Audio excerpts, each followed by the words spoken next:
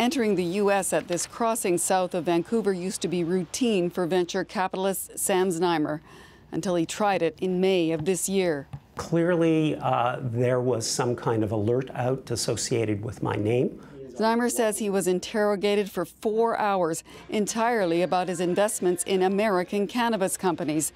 Then he was slapped with a ban on entering the U.S. for the rest of his life. I was amazed that someone as peripherally involved as I was could be deemed to be aiding and abetting. Marijuana is legal in several U.S. states, including Washington state, but the border is controlled by federal agents, and marijuana is still illegal under national law.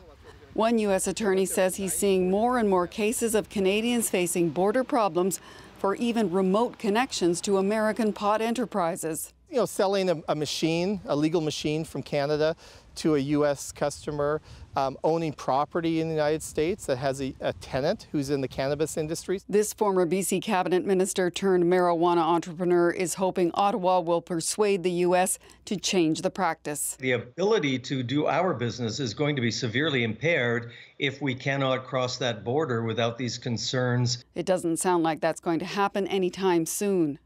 I would urge Canadians who are planning to travel to the United States to update themselves on that government's position on cannabis. Znaimer knew the rules, knew it would be a problem to admit to ever smoking pot, but that was never an issue for the officers questioning him. No, they never asked that, and believe me, I've thought about that over time. It's all caused Znaimer to re-examine his American marijuana investments, and he's warning other Canadians to do the same.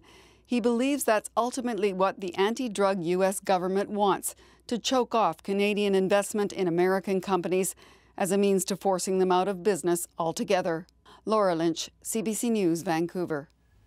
If you travel to the United States and for whatever reason you're given a lifetime ban, you can apply for a waiver. That's what Sam Znaimer, who we met in Laura's story, plans to do. But it's only temporary and it doesn't come cheap. It costs $585 US to apply, and the process can take up to a year. If approved, the waiver is valid for up to 5 years. If the application is rejected, you don't get that money back. If you try again, you have to pay the same amount each time. And here's something worth noting. Technically, under US law, you could argue Prime Minister Justin Trudeau might have an issue trying to enter the United States after he leaves office.